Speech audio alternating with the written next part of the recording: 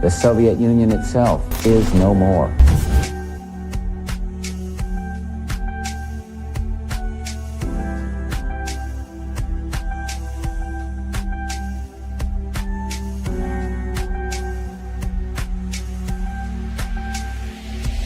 The United States military has begun strikes.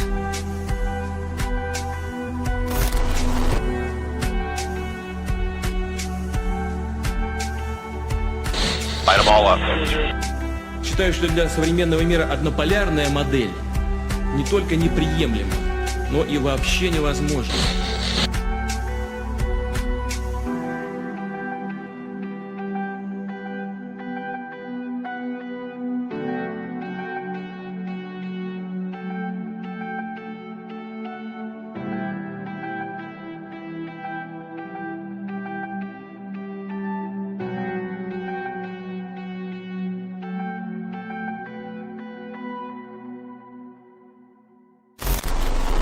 Народные республики Донбасса обратились к России с просьбой о помощи.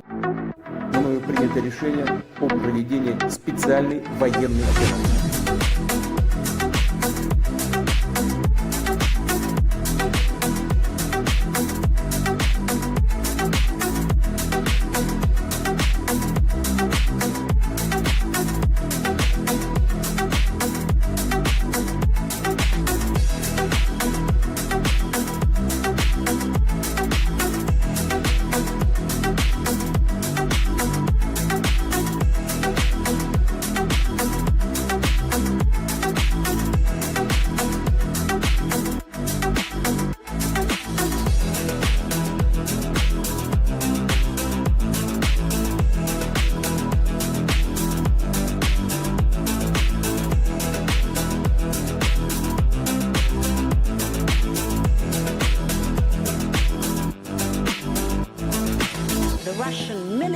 Is taking chips from dishwashers and refrigerators to fix their military hardware. Russia's industry is in tatters. Putin is now isolated from the world more than he has ever been.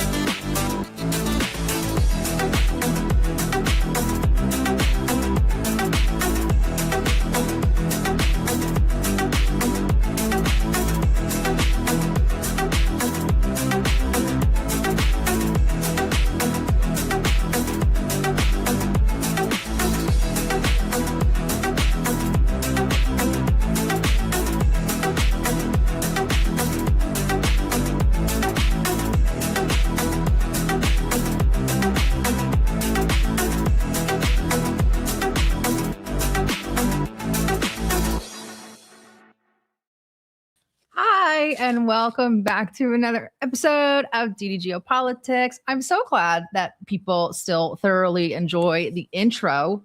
You know, I thought like some people will, oh, that didn't age well. And I'll say, I disagree. I like the old nostalgia in it, and people seem to love it. So somebody asked for a standalone one, and he said it's good for educating the Euro-Atlantical brainwash crowd. So if you're going to use our intro for propaganda, we fully support that, and we will post a standalone version on X for you guys to download. But Chris is all dressed up because he was at a very special event for Lebanon in Moscow, right? Why don't you tell us a little bit about it? Yeah, this evening there was a Lebanese-Russian community event. So I was just there. I just got back from that fantastic event. Great people. And of course, celebrating with Dabka and with great Lebanese food and desserts.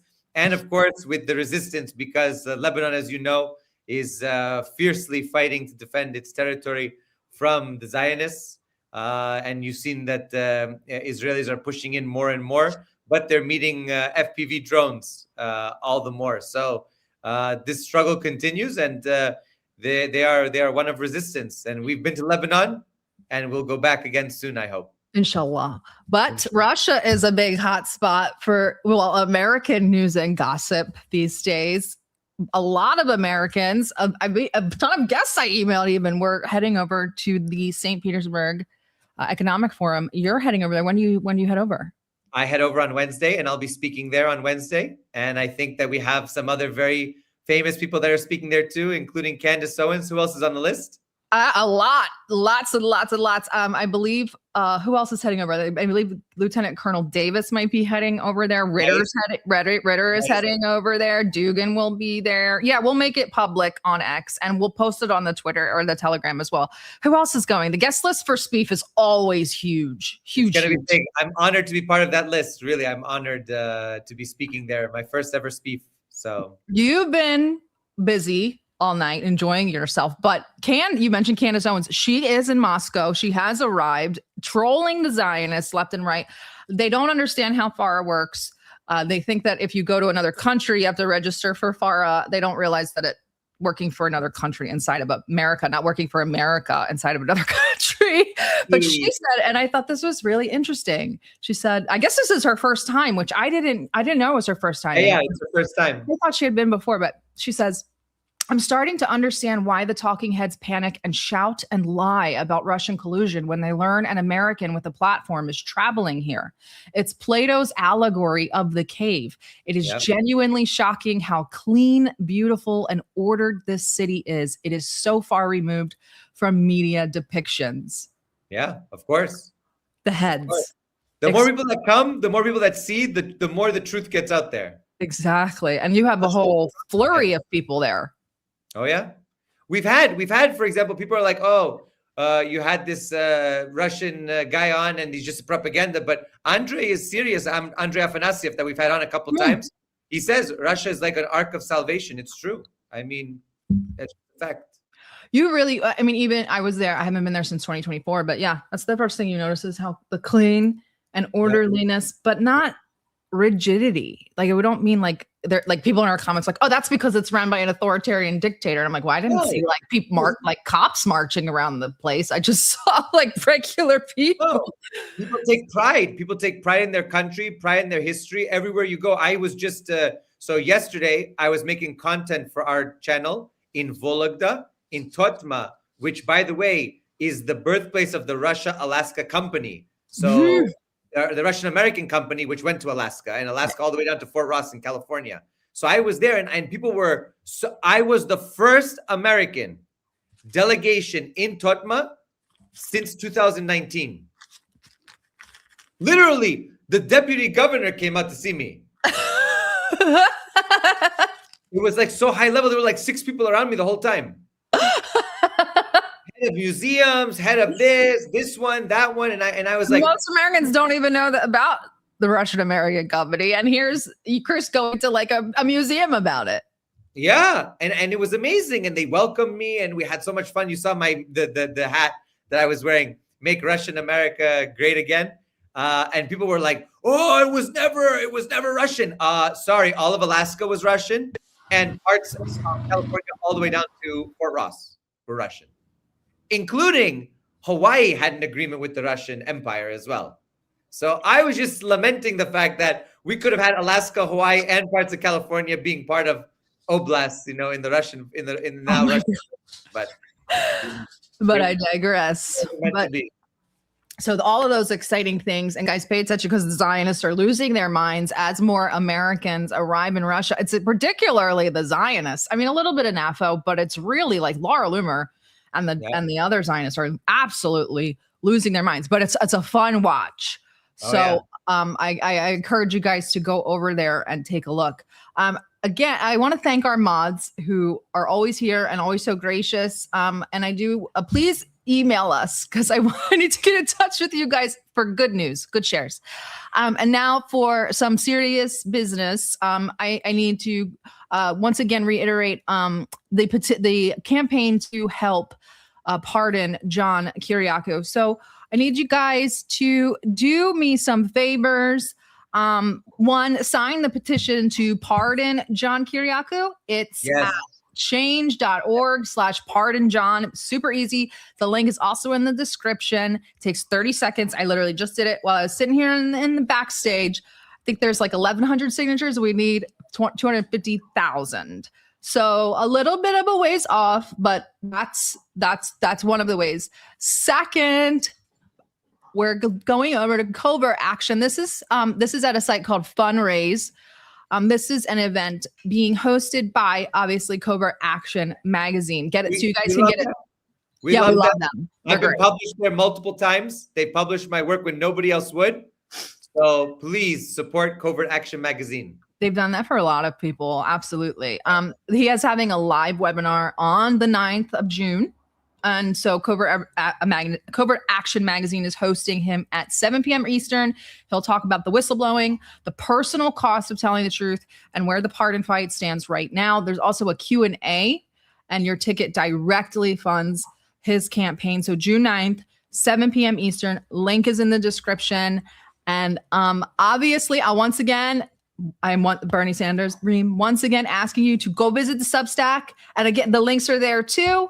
Go visit the Substack. Check out the editor's note from our amazing editor-in-chief, Kayla, the protagonist, as she likes to call it. She's a superhero. She wrote an editor's note about how important it is, this campaign, to pardon John. And it's free to subscribe to DD Geopolitics, free to sign the petition. And the only thing that costs anything is the donation to the webinar.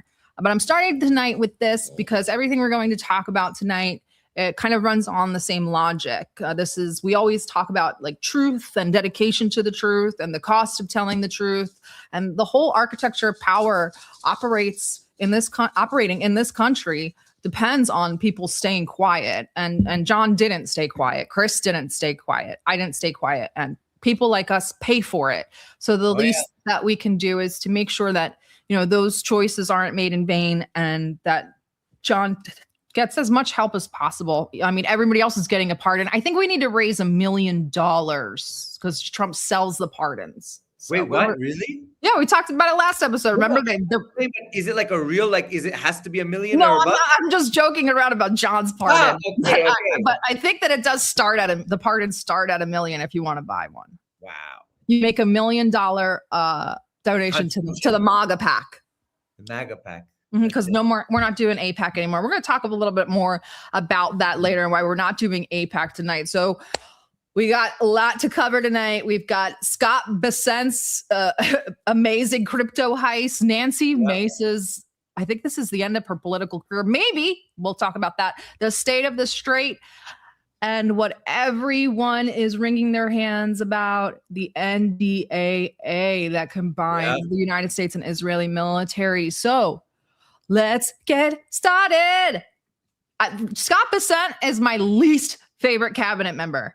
Most people don't know that. God bless you. That means it's correct. Tell us the truth. Tell the truth. I really hate him. I don't know why. I hate him. Really? Too. And here, I think you guys will get an idea about why we hate him. Just look at him. Ugh. Okay, here. So we've frozen Iranian bank accounts after they started getting bombed by Iran. Yes, but it was a big strategic mistake failure on the financial side. And you jumped right in. And we jumped right in, and they've been very good partners. I believe that we have seized about $1 billion of their crypto, and just outright seized it. Just outright grabbed the wallets. Some of them may be like typing in right now and realize they might not realize that their wallet had been grabbed. And we are working with our allies all over Europe to grab villas and houses and properties. And so we do know that Iran has been forced to utilize crypto. And this was done with the cooperation of Tether. I am crypto illiterate, so don't ask me, but I did want to bring this up because just to show that the United States is doing everything they can to isolate Iran and how this also erodes the trust of the United States financial institutions. So this was done by USDT, which is Tether, And Tether cooperated with the United States to freeze those wallets and then turn over those assets. So if your assets are in Tether or Circle, which is USDC, they can seize those assets. And as I understand it, Bitcoin is still safe, which is what Iran is taking their payments in for the straight transit now. So just watch out because a lot of people use USDT because it's a stable coin. So that a lot of transfers are done in USDT, but you got to watch out because not only are they going after it because it's USDT, but also some of the wallets, they're going after some of the wallets in, like, for example, if you have an account in a company if you have a wallet that is part of a company that they can have access to, there you go. You know, luckily this seizure did not affect Bitcoin, but the bombings of Iran do destabilize crypto or Bitcoin just a bit. But Tether is now functioning as an arm of U.S. sanctions policy. So if you hold USDT, Tether can freeze those assets at the government's request. So I just want to let you guys know that. Yep, there he goes. There they are. Bitcoin is king. Yeah, there. I knew we would get at least one. Hodl. All right. So that's that for the crypto thing. Just wanted to, and also wanted to give a chance to lament my hate for Scott Bessent. I can't stand Scott Bessent. Now we'll move on to the tragic story of Nancy Mace. Nancy Mace, I never really knew what to make of her. Her face freaks me out. It's like uncanny valley. And she does that whole kind of Stepford wife thing. But I'm pretty sure she's a lesbian. And she's also a feminist. She seems like it. And she's also a feminist. She does this whole weird, I was the first woman at the Citadel thing. And she should have never been there. She got there. She's like a Nepo baby. It's very, very ridiculous. But anyway, so here is her. Look at these community notes. I can't. So first we get Pamela Yvette, which is Nancy Mace is currently running for governor of South Carolina as a Republican, obviously. She's running against the current lieutenant governor, who is Pamela Yvette. Also running up in South Carolina, Nikki Haley and now her. Right, these crazy Republican women, right? So she writes, Pamela Yvette is not endorsed by Donald Trump. She's lying. The community it says Trump endorsed Pamela Yvette for South Carolina governor on Truth Social. She also posted, this middle one is an animated photo of herself and Trump that she animated herself with AI to do thumbs up. And even after she found out he supports her opponent, she puts MAGA Mace. Oh my God. Right. Very, very sad. And so, again, let's talk about her loyalty record. Okay.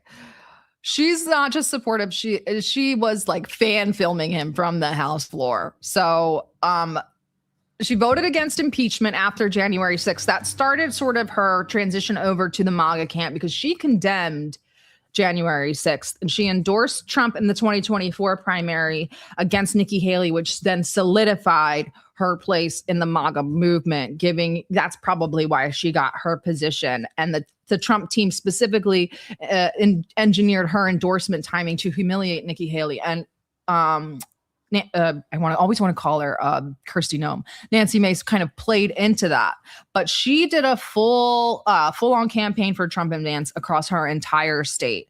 So she was a very dedicated Trumper. And here's Trump's endorsement, her Trumpette. Here's her, here's his very long, like all of his posts are these days, very long endorsement of Pamela Yvette. And as you can see, look, she will never let you down in all caps, having his complete and total endorsement. I think that we watch Nancy, she's going through her stages of grief. So the first one is denial, right? Then we start to get to like the acceptance. Here we are. She starts to accept it, but she realizes what's going on. Will this radicalize Nancy Mace? Probably not. I know I put the likelihood of an endorsement on the line when I demanded transparency on the Epstein files. I demanded it because you deserved the truth, all of it. And as a survivor of a corrupt and broken court system, I will always pursue justice. And then she posts about child I voted to, the last one was, I voted to release the Epstein files. No regrets. She knows. So she did everything right and broke with one thing, not Israel, the Epstein files. She was fine with Israel. She never made a peace. That's the nail in the coffin. And now we know, right? Yeah. We know that signing the discharge petition to force the House vote is the one that gets you canceled. You're done. Kiss of death for Massie. It's the kiss of death for Marjorie Taylor Greene. Right. And everybody credited this is how we get discombobulated, credited the Thomas Massie thing. Oh, it's because he talks about AIPAC and Israel. No, you could talk about AIPAC and Israel, and we're going to talk about why soon. But no, it was the Epstein files. I don't know if you can hear, but there are a little bit. It's not bad. It's not bad. Okay. No, but it's just outside. There's definite things going up in the air. Is that air defense? I don't know. I can see red things going up in the air, but Moscow has fireworks. Go! Candace is getting a show. Zelensky's probably doing this on purpose. Who knows? I bet he is. Not because of Candace, but because of I can't tell because I'm looking out here. I can't quite tell. I just see red streaks like tracer rounds. Either way, we're gonna be fine. Oh my God. Well, Chris tries not to die. No, well, it's okay. I think it's okay. The MAGA movement is dying, and then Trump lets us know who he's going after next. I believe that's Candace Tucker, Lauren Boebert, and Rand Paul. Lauren Boebert also signed it, remember? Exactly. So she was a MAGA fangirl like no other. She even wore the flipped up brimmed hat and everything. She was kind of like, yeah. She was a little bit of a ride or die. So now we know it's because Lauren Boebert did not break with him on Israel or anything else. The only thing she had an issue with was some like water.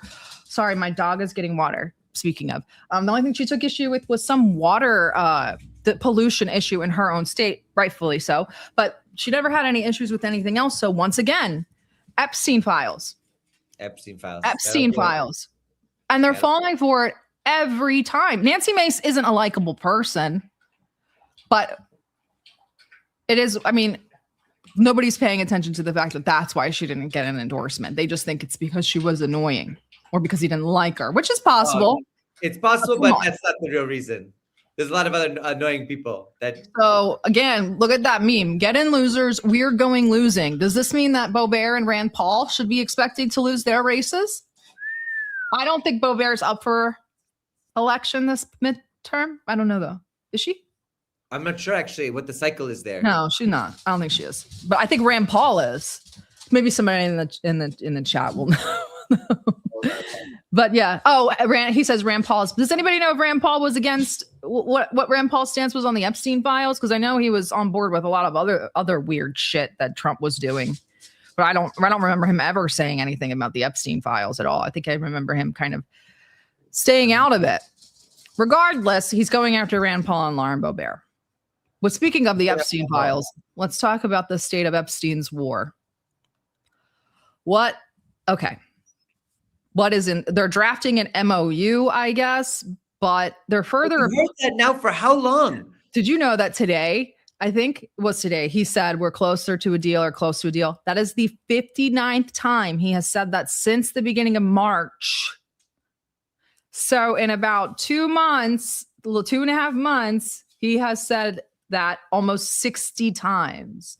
And people still report on it. That's why we totally skipped it last time. But the reason why I'm reporting on it today is because I think that they're getting further apart.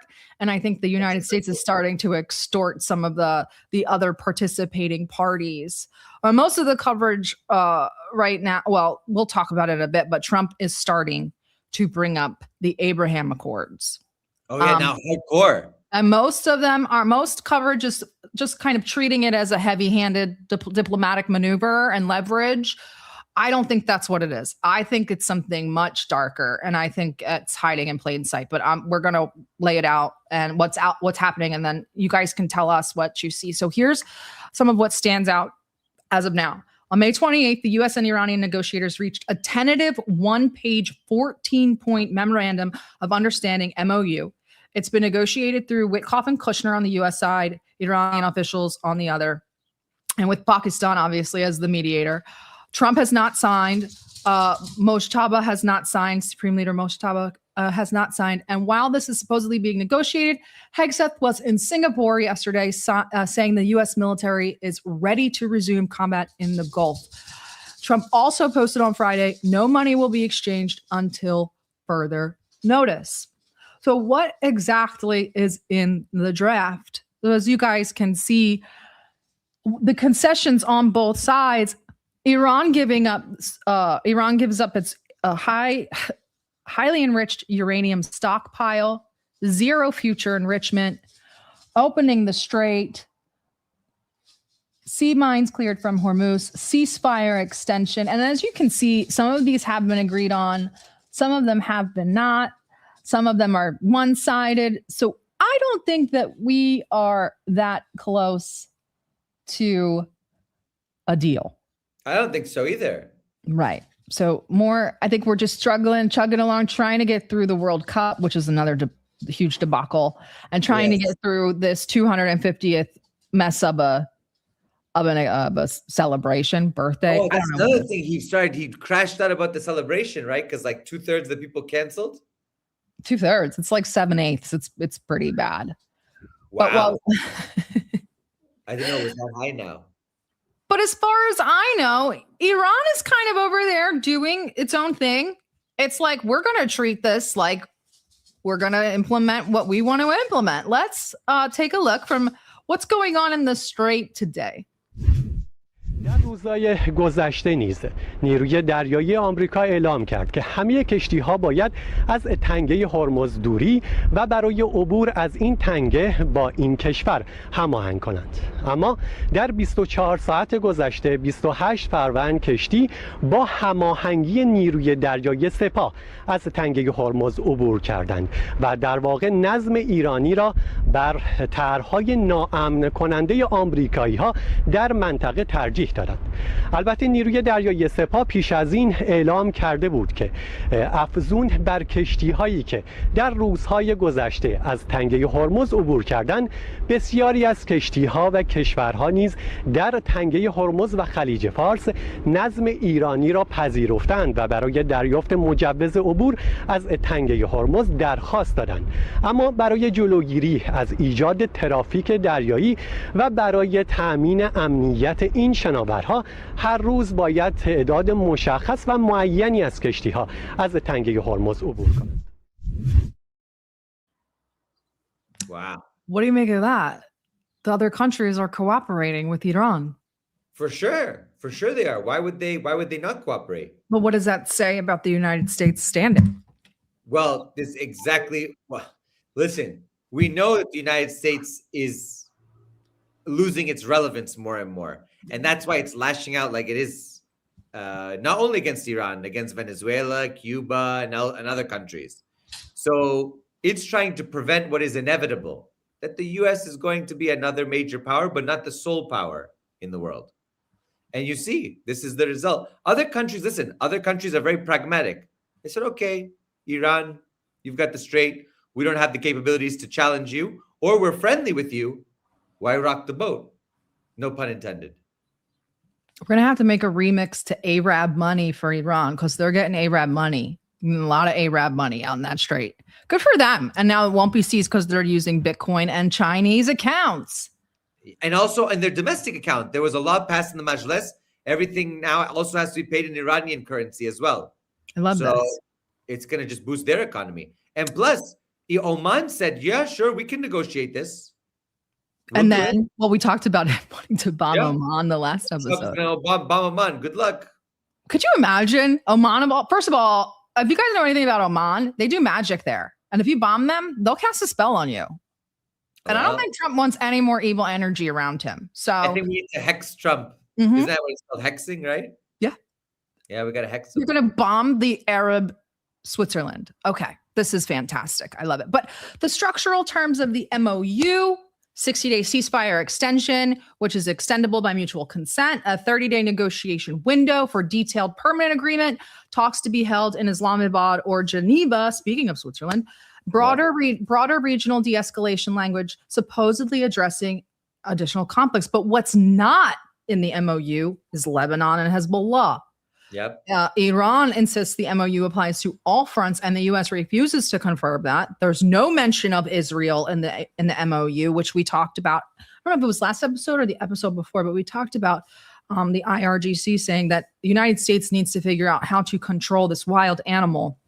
And they're not even mentioning it in the MOU, and no mention of Abraham Accords pressure in the MOU itself. Trump added that condition publicly.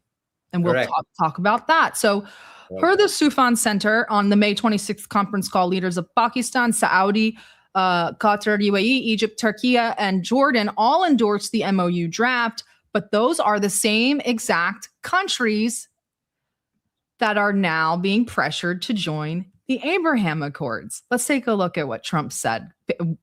Listen to his language. And we'd like to have the countries we were talking about, with Saudi Arabia, UAE, Qatar, and the others, we'd like to have them immediately join and Steve Witkoff is working on that with Jared and some others, but would like to have them join the Abraham Accords. It'll be historic if they do it. And I think they owe that to us, to be honest. I think, because that really would be a tremendous sign. And I think those countries owe it to us.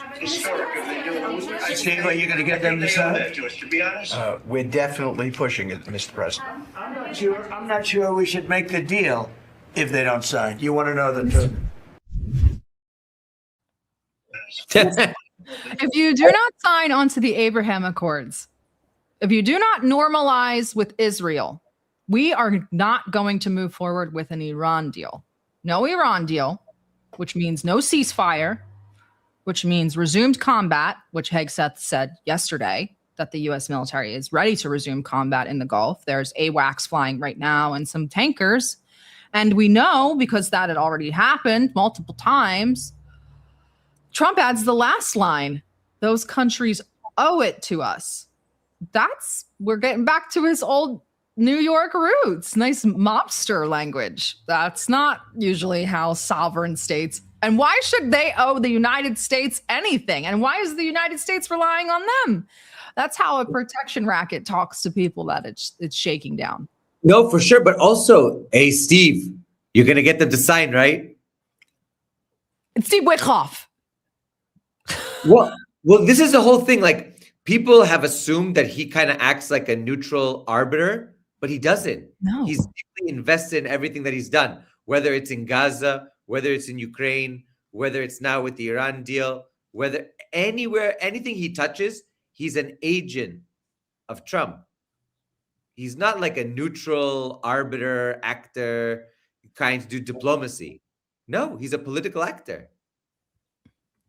And you guys can go back through our previous episodes. I love this map because it shows intent, but we have covered Abraham Shield extensively on our show and on our X and Telegram accounts. But notice how this map is labeled. So you have the moderate rebels, moderate Abraham coalition, which includes Morocco, Egypt, Sudan, UAE, Jordan, et cetera, et cetera. Then you have the potential to expand, which has Syria, Saudi, and Qatar. And then you have supporters of Hamas, which is Turkey. And then you have the Iranian axis, which is Yemen, Iraq, and Iran. And Lebanon. And Lebanon, of course. Little baby Lebanon. You can see it up in there, tucked away. But yeah, so how can we build a new regional order to ensure Israel's security, though? That map tells you the whole story. So the GCC states in light green are not the partners. They're the conquered territory in waiting. Though they are the ones who are being threatened. But what happens if Trump decides to resume strikes on Iran? Who do they strike? Who do they strike? The people that Trump is saying you better sign on to the Abraham Accords. There you go. You see? And that's why he threatens that. He's basically like, if you don't sign, they're going to hit you. If you don't sign, I'll hit them and I'll let them hit you.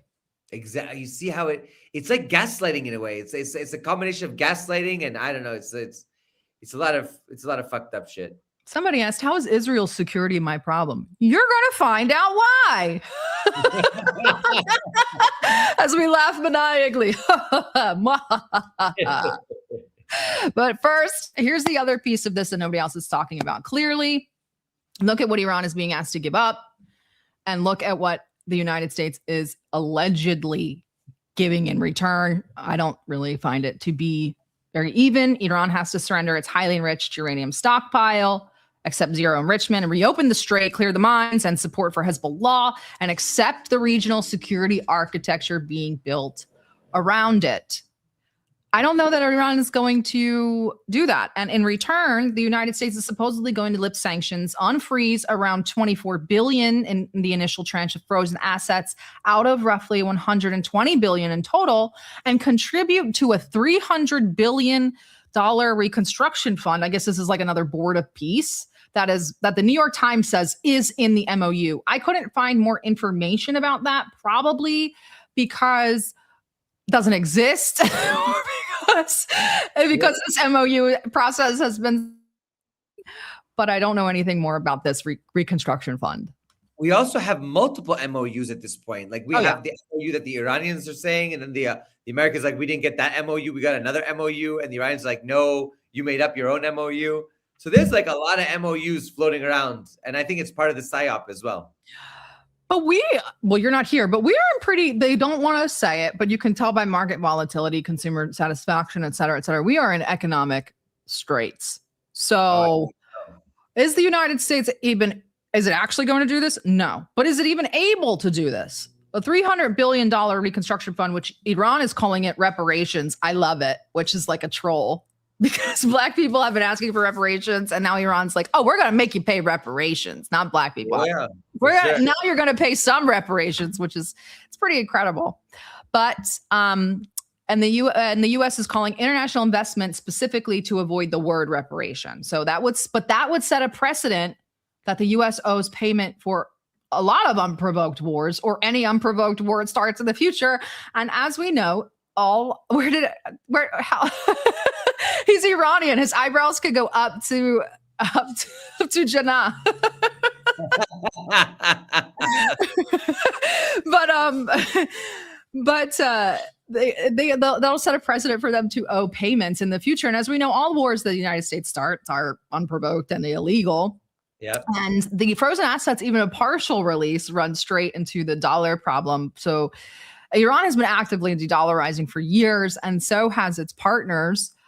So if you drop $100 billion of Iranian liquidity into non-dollar currencies and gold, you'll have a really huge hit to the dollar hegemony. Yeah, for sure. So Iran is being asked to make permanent, structural, verifiable concessions, and the United States is putting up things that it probably can't even do, not to mention our debt, and we might not even have that sort of liquidity to give to Iran. So what did Trump do? I didn't upload it because I'm just remembering now. He posts audit Fort Knox. What? No. Wasn't that you remember 2 years ago? Like the whole thing was that Elon Musk and Trump were gonna go in there and audit and like count the gold. Yeah. They never went. And then then the conspiracy started that actually there might not be any gold in there. Yeah. Where's the gold at? Everything is spent. These people are taking everything not nailed to the ground. I'm curious, where's the gold? But it's incredible because the U.S. is doing all of this stuff to kind of keep Iran in a cage. We'll take your crypto. We'll blockade your strait. We'll do all of this. And it's just not working. Iran is so resilient. Absolutely. We Iranians are very resilient. And another big news of another resilient country, Cuba came out with a cancer vaccination like 2 days ago under blockade. Maybe that's why they want to go to. Maybe they don't want the cancer vaccine to get out there. Yeah. Who knows? So these countries, imagine the potential of Iran, the potential of the world if these countries could live up to their actual level of potential. Could you imagine? We know they would be superstar countries. A lot of people in the United States would be out of business because they rely on problems to make money. Oh, maybe that's there it is. For why And last I checked, Miriam Adelson made her money from drug addicts. That's how she got rich at first. And then we have the other partner family. What's their name from the Sackler? There you go. Sacklers, big donors to Trump and big friends. Yes, for sure. Yeah, they can't have any of that. So here's the part that tells you the MOU, the facade, the kayfabe, we call it. It's all theater. While Trump is negotiating peace with Iran, Netanyahu is talking trash. Well, I think he's kind of seething. Hezbollah is absolutely decimating the IDF in the northern zones. Right now, there are warnings as we speak. And we know that they're getting fucked up, not just because we see the news, but because we could see the Israeli reaction. Enjoy it with us. הלוחמים הגיבורים שלנו כבשו את מוצב הבופור. הם הניפו שם בגאווה את דגל מדינת ישראל ואת דגל חטיבת גולני. אני מזכיר לכם שלפני 44 שנים המקום הזה היה סמל לקרב גבורה הירואי של לוחמינו, אבל גם היה סמל למחלוקת עמוקה בתוכנו. היום חזרנו לבופור אחרת. חזרנו מאוחדים, נחושים, חזקים מאי פעם. אני הנחיתי את צה"ל להרחיב את התמרון בלבנון. הכוחות שלנו חצו את הליטני, הם תפסו שטחים שולטים, הם כבשו את רכס הבופור. ועכשיו ההנחיה שלי היא להעמיק ולהרחיב את האחיזה שלנו במקומות שהיו בתפיסת חיזבאללה. וכיבוש הבופור הוא שלב דרמטי, הוא שינוי דרמטי במדיניות שאנחנו מובילים. אנחנו שברנו את מחסום הפחד. אנחנו יוזמים, אנחנו פועלים בכל החזיתות. בסוריה, בעזה, בלבנון, הקמנו רצועות ביטחון מעבר לגבולותינו כדי להגן על יישובינו. ביום שישי שוחחתי עם המח"טים, הם מח"טים נועזים בתוך השטח, מובילים את החיילים הגיבורים, והם אמרו לי, ראש הממשלה, אנחנו מבצעים את המשימה. אנחנו מסתערים קדימה, וחיזבאללה נס על נפשו. ואני אמרתי להם, אני איתכם, עם ישראל כולו איתכם, זה ייקח עוד זמן, אבל אנחנו נחזיר את הביטחון לתושבי הצפון, בדיוק כפי שעשינו לתושבי הדרום. זה ייקח זמן, אבל אנחנו נשלים את הביטחון. We actually covered on our show what was going on with the northern residents. They were being bombarded with no help from the government. They were actually left there on purpose to die, telling them it's cheaper to let you die here than it is to evacuate you. But I think they've since been evacuated. And all I'm getting from that Netanyahu clip is a massive amount of cope. It looks like they captured a deserted fortress. And that's I mean, we've dealt with this from Ukrainians for 4 years. So we're used to it. So we're just like, I'm sorry, you have to listen to him every once in a while. We have to listen to him. If we have to suffer, guess what? You guys have to suffer every once in a while too. Okay. Listen, suffering is part of it. Suffering is part of the journey. There was 1 week I watched like 4 anti-Semitism conferences. Okay, guys, you can suffer through. Yeah, you did. I remember that because you had to report on it. Oof. That was a terrible week. My God. IHRA definition of IHRA. I was watching so many conferences. I didn't even know that they had all these conferences. This stuff was crazy. So that's the architecture being built in the region. Benjamin Netanyahu says they're going to expand. I spoke to our good friend Ibrahim in southern Lebanon before jumping on this. He's fine. He did say that he's lost, I think his entire village is gone. A lot of entire villages are gone. They also bombed this beautiful refugee kind of resort retreat in the south. That was beautiful. But, they're the Lebanese. They laugh at this stuff and they keep going. They're just the most incredible, amazing people. And right when I said, I know that they're getting effed up in southern Lebanon because of what Benjamin Netanyahu said. He said, yeah, they'll expand it and they'll get effed up even more. So I don't think that they really care. And I haven't really seen much of any operations in Syria to speak of, nothing that Israel should write home about. So I don't really know why there was that limited incursion. Yeah, small. It was defeated. Yeah, it was tiny, and that's it. So this is clearly this sort of Baghdad Bob, Baghdad Bibi. Bibi. Wait, they have what? Bayat Hanun Bibi. We got to make the meme. We'll make it after the show. Okay. Now we'll get to this is all bad news from here. It's all downhill from here. No. Nothing's ever bad news. Well, all right. Why don't you guys? Before we're hitting the apex here. Listen. We're getting close to the month of Muharram, and every day is Ashura. Everywhere is Karbala. Oh, the whole world is. Or what is it? Half the world? Karbala? No, that's Esfahan. Esfahan is half the world. Yes. Jahan. But the main thing is this: even when the news is bad, don't worry. Resistance continues. You're so Iranian. Oh my God. You got more Iranian when you came home. You see, but, I was there. Listen, everybody was depressed. Then I went there. They texted me now. They said, everybody says you're so optimistic. So of course. What? And now Haas is there. And he's I talked to him the other day. He's just loving life. I mean, it's sad. He's sad when it's appropriate. But he's like a new man. He looks amazing. He sent me a video. He's walking around after he wasn't even able to walk in the UK. He just had back surgery recently, and now he's a miracle. Yeah, he said it's the love of and energy of his people. That's it. You see, and the water and the weather, probably because the UK has terrible water but terrible weather. The food, kebab, kubide, and gorma sabzi, and ashrashte. I mean, it's just too good to be true. He's living the dream. He is. But and while we're here, guys, can you like, share, and subscribe to the stream? Something is going on with our YouTube. Yes, share. Everyone share, please. Share. YouTube is suppressing us. We're always suppressed on X because let DD Geopolitics grow. We want to hit flourish. 50K. We want to hit the 50K mark. We're only 800 away. We want to hit 50K, and we're moving up. We're moving up. We are. We're moving up. That's it. All right. So the moment you've all been waiting for. Chris is a bunch of positive vibes. Owen Schroyer's wifey. These women in this chat. Well, we'll soon see a Chris Halali's wifey soon. I'm very sure of it. Wait, really? I'm sure, at least in the chat, maybe not in real life. Ah, okay. Let's say which one. Anyway, then Bibi Netanyahu had a lot to say, and I promise you, this is the last clip I will play of him. But all Americans are freaking out about this. I've been hard pressed to find people that are for this NDAA passing, but let's see what Benjamin Netanyahu has to say.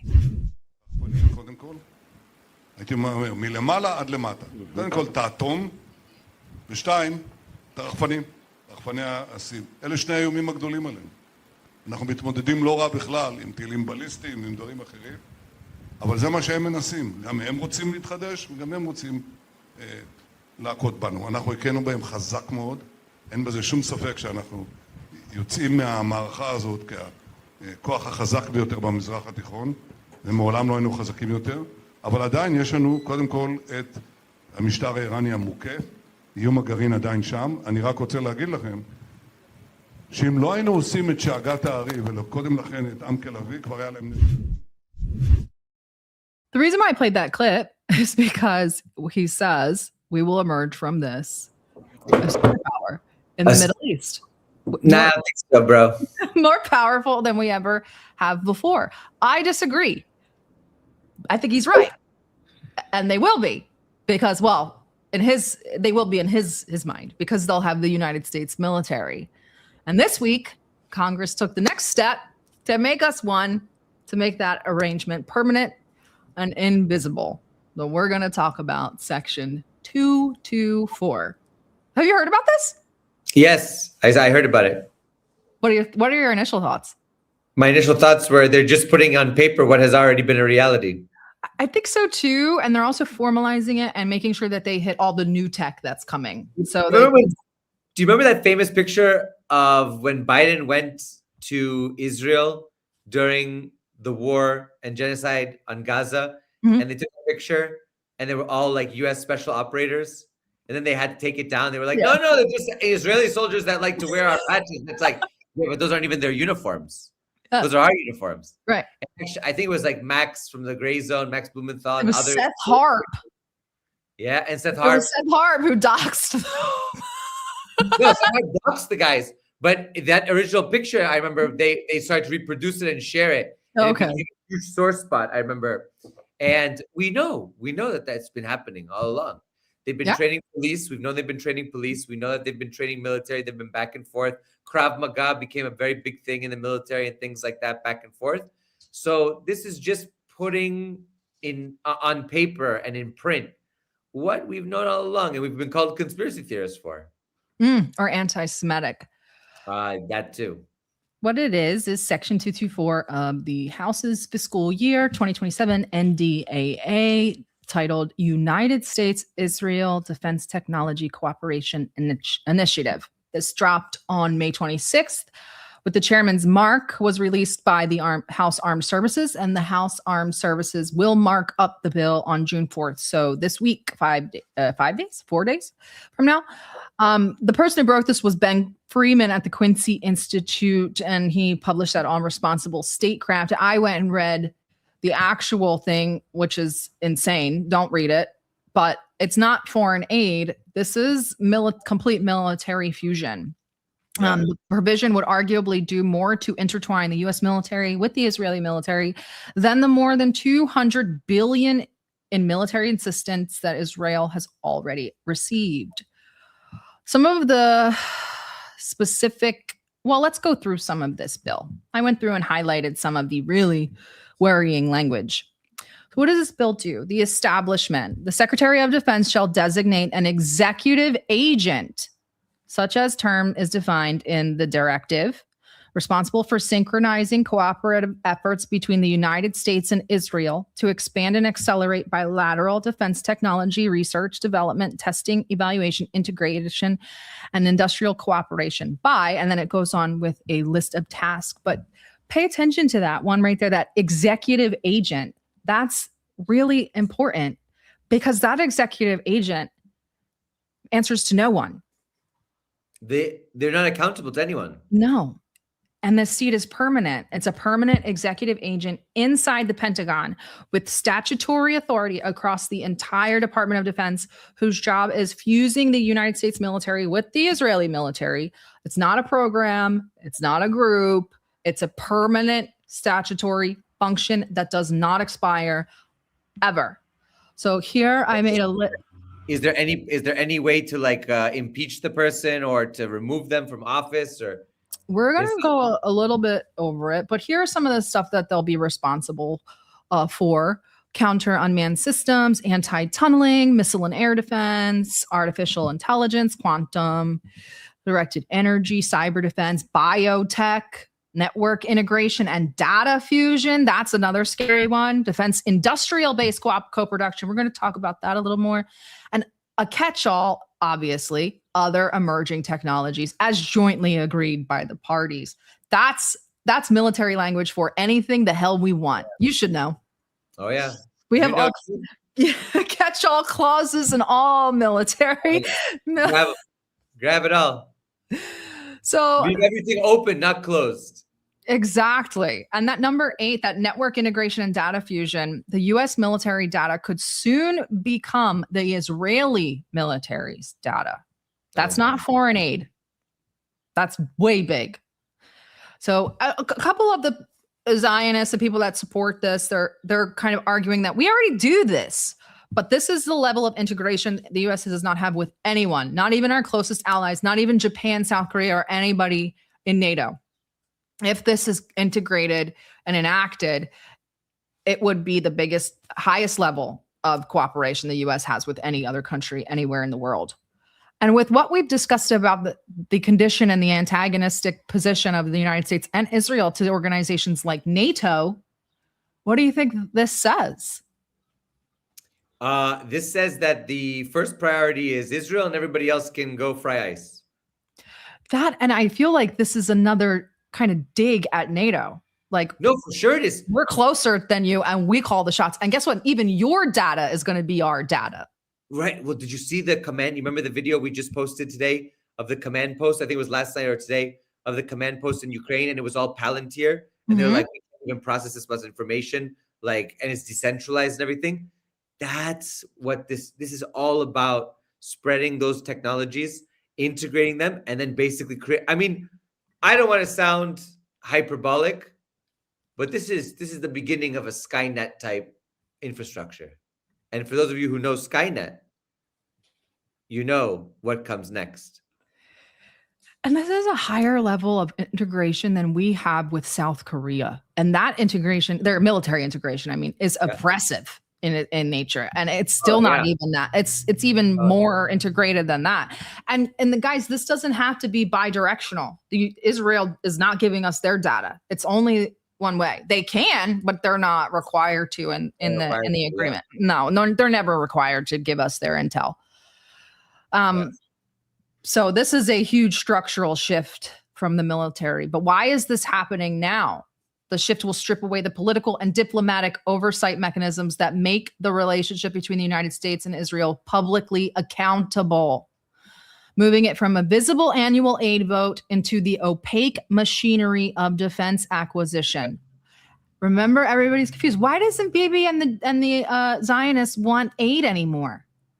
Because they want this. They want that. That's the key. That's better than any aid. And the bill knows that it's doing this. And this won't require an annual vote. This won't require a yearly debate on how much money we should give Israel. This won't require Americans every year to say, God, another $4 billion in aid. You won't even see it. It's gone. Yeah. And this is priceless. You can't even put a price on this. I know that people have overreacted and said, like, oh my God, this will put Israeli commanders in charge of our troops. That's kind of where their minds jumped. It won't. This is worse. Yep. This is worse. Right. This is way worse. I mean, imagine giving them sensitive information about American citizens and then they can act on it. Exactly.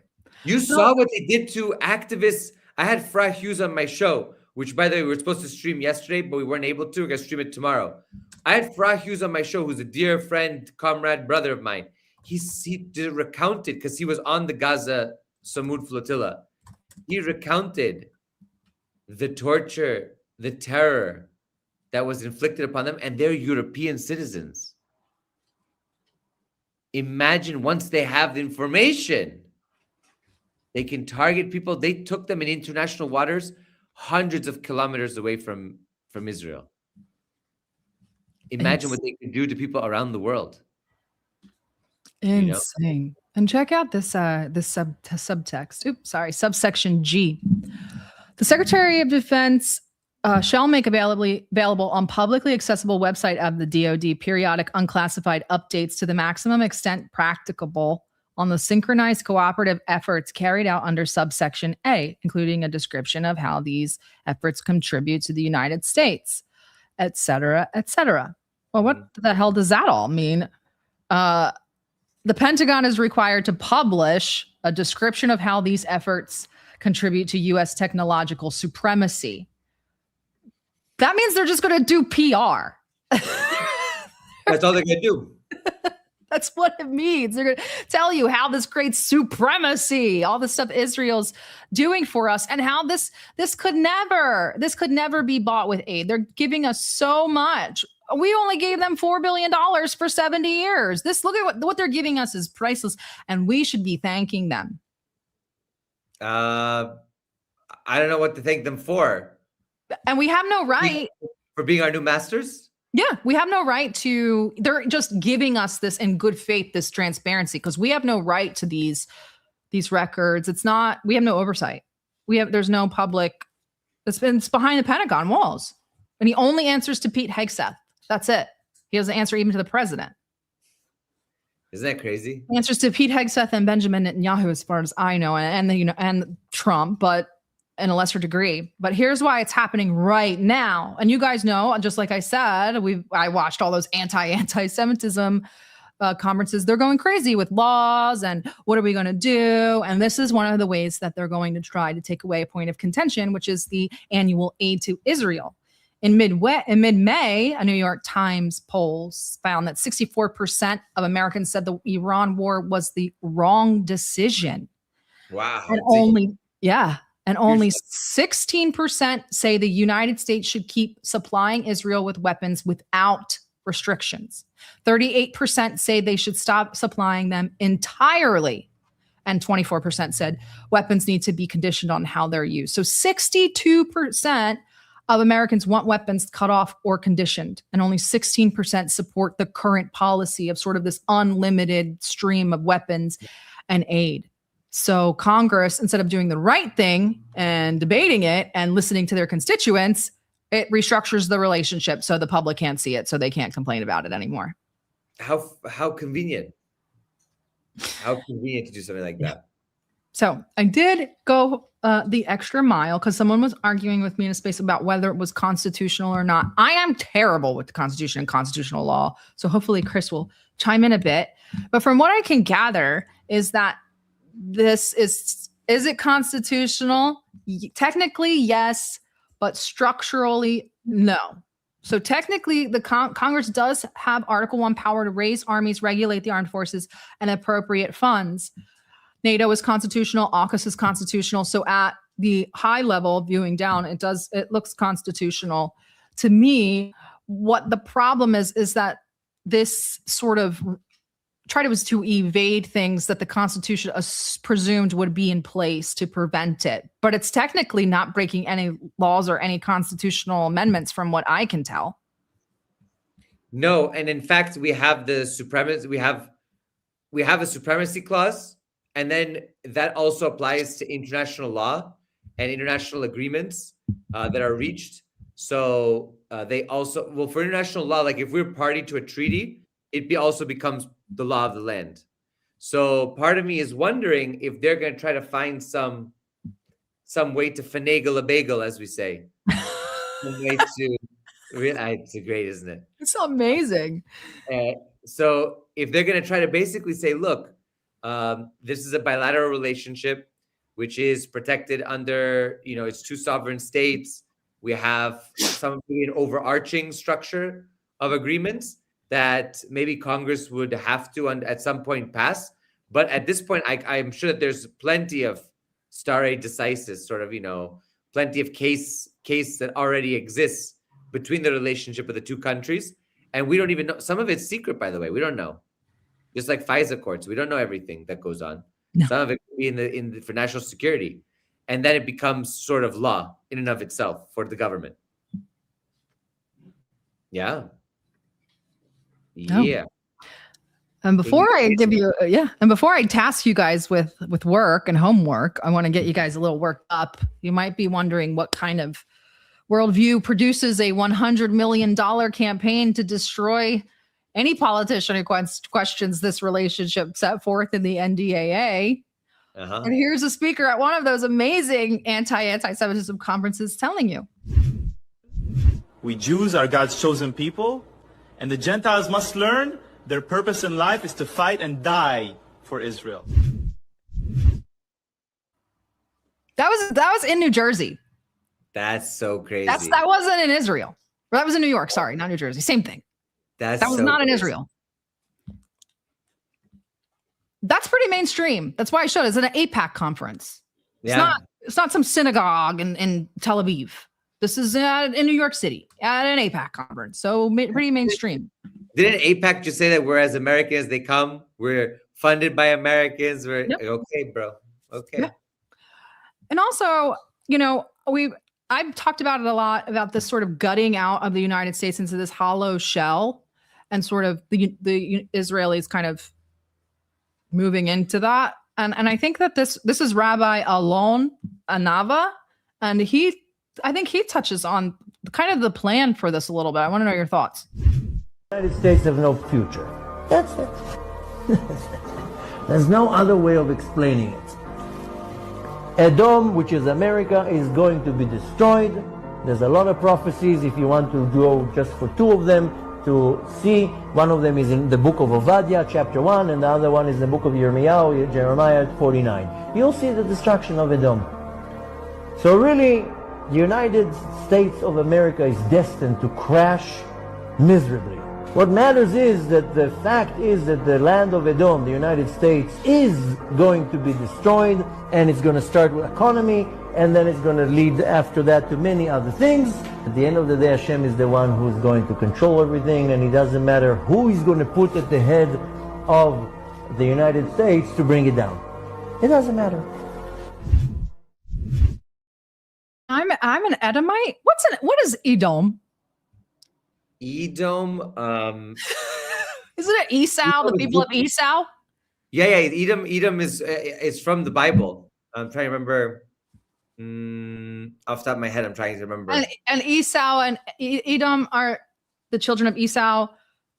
Israel is the children of Jacob, and they have to go to war with one another. Yes, that's right. Exactly. So they're right. coming to destroy us and take our birthright. Remember, we talked about this the time we did we did the Trump doing. Oh, we're like their older brother, and I did the older brother. This was also in your book that you were reading. From Yahweh to Zion? From Yahweh to Zion, yeah. exactly.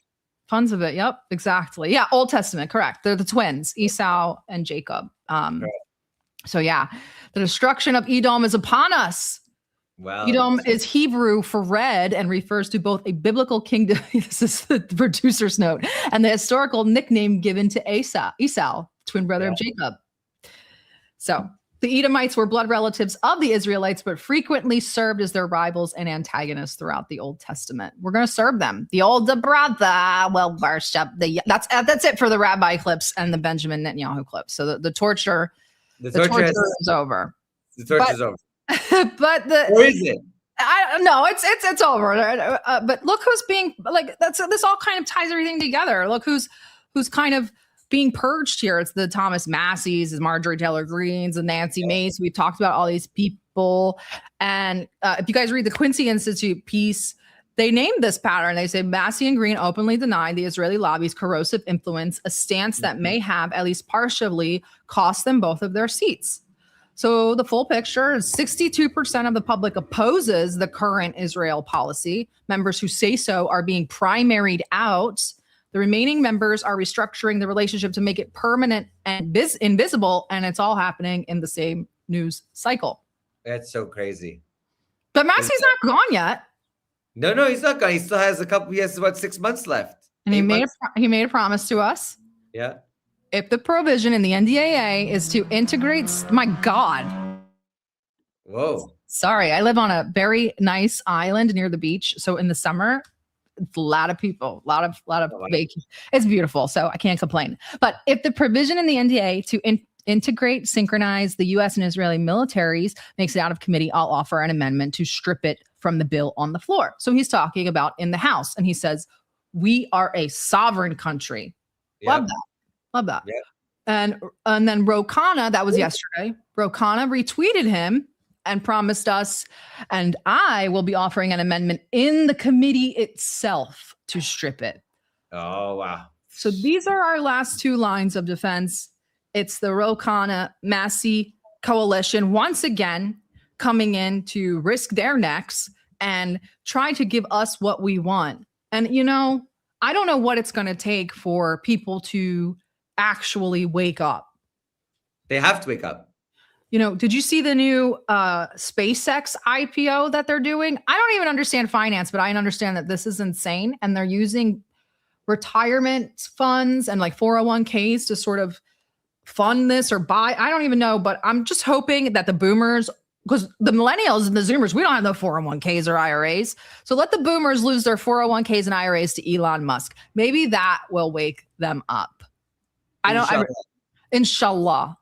So, but read the last those lines, those tweets one more time. We are a sovereign country, and then Ro Khanna promising. So what do we need to do between now and Thursday? We need to put a pressure point or put pressure on the House Armed Services Committee to get 224 pulled in committee when they do the markup, because markup is on June 4th. And then pressure point 2, if it does go through after markup, is to get Massie to put that through on the floor, that amendment to strip it. So every Republican who claims to be America first, every Democrat who claims to care about transparency, every member who has ever said the words endless wars, they're all about to be on the record one way or another on a clean named vote. They need to, we got to see what's going on. I called my rep. My rep is useless. Really? Useless. Yes, Larson. But I did call him and I said, you better vote for that friggin' Massie amendment. Period. I don't know. I mean, this is the least I can do. So like this is crypto seizure, Mace getting purged for Epstein, the Iran deal designed to fail, the Abraham Accords extension, and the integration of the militaries. We're in a very scary times. We are. There's no doubt about it. Last episode, we talked about the ballroom getting torn down next to the UFC arena, the violent circus next to the destroyed White House. We said that looked like a metaphor for the country. But I want to come back to that because something happened this week and it confirms it harder than I expected. Next month, the country turns 250 years old, which should be, we're old. One of the most consequential anniversaries in American history. Well, the most. It's where the oldest we've ever been. Maybe the oldest we'll ever be. The kind of thing that we would, like school children would do assemblies about. The kind of like huge celebrations. Like if you guys, we don't remember, but my mom graduated in 76. And she said, they said the celebrations were massive. Get your Trump special passport. I think they're all gone, and I wanted one. But yeah. So by the way, if you just as a fun aside, actually, you know what? Oh, I don't have it here. My grandfather became a citizen of the United States in 1976, and in 1976, for citizens who became citizens, or for people who became citizens that year, they made a special naturalization certificate with the bicentennial logo and things. So I have that. I have a scanned copy. We'll share it on the next stream so you can kind of take a look. It's really cool. Really cool. Dope.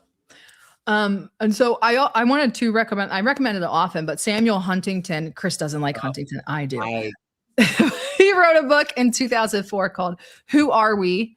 He was asking what makes Americans Americans and not just citizens, and what kind of makes us a people or a nation.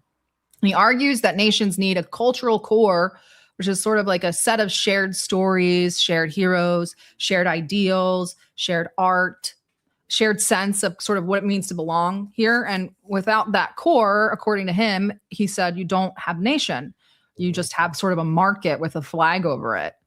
And he looked at the country, and basically what he said is that if an empire starts to collapse and it has no cultural core, or when an empire starts to contract and it has no cultural core, it will collapse in and on itself.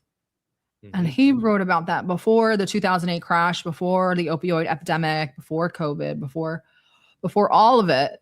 And now I'm looking around and asking, well, who are we? See, you don't need Samuel Huntington. You have Wang Huning, who is one of the most powerful Chinese scholars and is literally like a right-hand man of President Xi Jinping. He wrote a book called America Against America. And this is exactly his thesis. He traveled around America for many months. And he was like, okay, I think I found out the core. They don't have necessarily shared values and shared like a national story that binds them all. It really is just a strip mall from coast to coast. So we don't have to do much. They'll destroy themselves. Well, let's look at the lineup, shall we? The X's are over people who have already canceled. Oh my God. Yeah. So Martina McBride, Young MC, CNC Music Factory, Vanilla Ice, Milli Vanilli, the Commodores, Morrissey and the Time, Flo Rida, and Bret Michaels, with all of them citing the fact that they were not told this was a bipartisan event. They didn't want to perform it. It was supposed to be out for the entire country. And Bret Michaels also cited some threats to himself and his family members and maybe some of his staff. So all of them cited contention with the actual, because it's being called like Make America Great Again. So, and of course, Trump is flipping out. He wants to cancel the entire thing and just held a Trump rally. Yeah. For our 250th anniversary or 250th birthday. Not only that, he said that I am the main ticket. Yeah. And he said only patriots allowed. Only patriots allowed. Yeah. Only patriots. It's insane. But so crazy. So here's the hardest part to say out loud while we're standing on National Mall watching Donald Trump celebrate Donald Trump on our 250th birthday. There are people on the other side of the world burying their dead because of what this country has done to them. And what I think is that we're a country that bombed people who weren't a threat to us, for a country that isn't ours, while our elections get bought by lobbies that don't represent us, while our institutions get gutted by people who don't believe in them, while our own birthday celebration can't book a single American artist. I think it's safe to say we've lost our way. We've lost our country. The question I have is whether it can be rebuilt. It's a good question. You know, I think that in order for it to be rebuilt, we have to create those bonds within the society. And I feel like so many have been broken, so many have been shattered, so many have been purposefully just disconnected. It'll take the people to come together to do it. People in history have done it before. I'm sure they'll do it again. The question is if this is a moment where they'll do it, and if they'll do it for the right reasons and not the wrong reasons. We started a little late, so I'm going to try to get through these super chats quickly so Chris could go to bed after his Lebanese DACA celebration. GDG and Wu-Tang is for the children. Thank you so much, Mo. I break down crying multiple times per day. He does. I've heard it. For how much longer will my country be the cause of so much suffering? I can't make it stop until it dies, I think. Yes, the intro is fire. We will post it. Thank you for the reminder. Link to our intro video is now in the description. Thank you, producer. Great producer. And thank you, Mickey. And don't cry. I think that you'd be fine. You'd find that people in the international community understand more than you think they do, and don't blame you as much as you probably blame yourself. Thank you, Will, as always. Standalone I wonder how the crypto bros will feel about the U.S. I think they'll just start leaving Tether. Yeah. But the United States now knows certain ways to sort of make Bitcoin fall. So I don't know how the crypto market will react, but I mean, is it any different than the regular market? The regular market reacts to his tweets. So we're kind of screwed either way. Yep. Has anyone in this administration? No. Nobody. They've never feigned regret or some haven't acknowledged it. Yeah, no. Yeah. We'll keep looking. We'll keep not finding, but we'll keep looking. We'll keep pressing. You know what? Let's not let them forget. And people remind them of Epstein all the time. Don't let them forget Mined. Listen, don't let them forget Epstein. Sign the petition, pardon John Kiriakou, and don't let them forget Minab. Sign the petition. Go to the seminar. Yep. Continue with the super chats. Yes. Okay. That's it. The U.S. uses ethnic diaspora. Yeah. Ethnic diasporas to justify wars of aggression. The Iranian monarchist MEK diaspora and the Cuban diaspora in Miami, they are very stupid. I have never. The Venezuelan one? The Iranian one takes the cake. I'm sorry. The Iranian monarchists are the winners. Yeah, the Venezuelan ones they're pretty bad, but I think the Iranians win for the worst. I can deal with the Zionists more than I can deal with the monarchists. Maybe they're the same thing though. Yeah. They have two afflictions. They're monarchist Zionists. Chai says, I look amazing. But Chris, how was the street food in Iran? And did you see crazy mountains and views? Street food was excellent. And did I see crazy views? I saw from the mountains in the north all the way to the Persian Gulf in the south. I saw amazing views, amazing rolling hills, mountains, deserts, you name it. It was amazing. Yes, Israelis are actually scary. I feel people should be cautious about the World Cup. Well, thank you, Chai. And you know what? One of our other replies in the chats that mentioned the World Cup, I'll look into it. And I have a wonderful, actually a football journalist. He's a journalist for Italy, Nima, who maybe I'll have him come on and talk about what's going on with the World Cup, because I'm hearing there's boycotts, tickets are being returned, refunded. Teams can't come, fans can't come. It's really an insane situation. I don't know that we're going to get through it.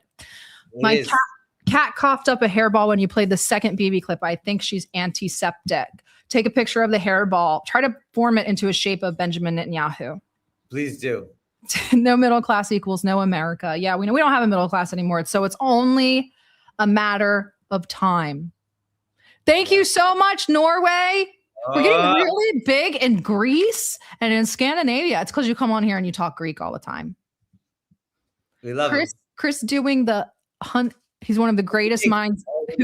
Huning's shout out. He's one of the greatest minds. I'll have to go into socialist theory. I hate reading theory, but okay. Oh, it's politics, history. History? Yeah, for sure. Okay. I don't really love theory. I love history. But thank you for the suggestion. Do you have any more thoughts, Chris? Listen, my main thing is this. We didn't talk about it, but Reza Pahlavi is now in Odessa. Yeah, he's talking a lot to Zelensky. Yeah. That's a good match made in heaven. It is a match made in heaven, but I'm just, I said, guys, there's some coordinates. Maybe a Reshnik or two. We'll take care of it. Could you imagine? I mean, oh my God. I can't say that out loud. I shouldn't say that on TV. You're going to give me bad karma. We can pray, though. We can pray. We're going to end today on a little bit of a poignant, somber note. Chris just left Iran. And we immediately went there and visited Lugansk. And now our beloved Uncle Haz is in Tehran right now. He sent me this video. He went to a cemetery. I want you guys to watch it. And I want you guys to hold these two images in your head at the same time. On Trump giving a rally to a half-empty crowd because Milli Vanilli wouldn't show up. And what you're about to see, because this is what our 250th anniversary actually looks like. It's not the mall. It's not the fireworks. It's the graves we dug for other people while our own country fell apart at home. Thank you all for joining us, and we will see you all on Wednesday. Lots of love. دخترها می‌بینید 21 سالش بود. هیچ کاری به هیچ کسی نداشتش، به کسی هم اذیت نداد. اصلا هم توی مملکت ما یه جوان بیشتر نبودش. اما اومدن موشکایی که زدن، بمبایی که زدن، این دختر خوشگل نازنین 21 ساله شهید یه جنگی کردن. جنگ ظلم، جنگ زور. دو تا قدرت اتمی اومدن حمله کردن به ایران. اینا نازنینای ما رو کشتن. ما هر کاری کردیم به چیزای نظامیشون زدیم. اما این اسرائیلی آمریکایی غیر از آدمکشی و قتل و مثل همونجوری تو غزه، لبنان، یمن، هر جا سوریه هیچ کاری دیگه بلد نیستن. اینا انسانیت ندارن. نمیدونم چجوری مردم خودمون و مردم دیگه خیال میکنن مثلا اسرائیل میخواد بیاد به ما کمک بکنه. این نگاه دیگه بکن به این عکس. ببین این جوان ذلیل شد زیر موشکای اینا. خدا حافظه شعر شب‌های روشن.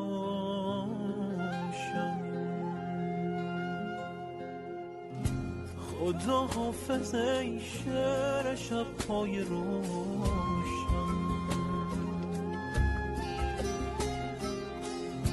خدا حافظه قصه عاشقانه.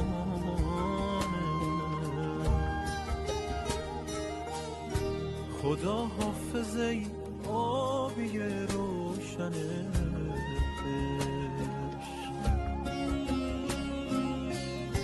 خدا حافظه عطر شعر شبانه.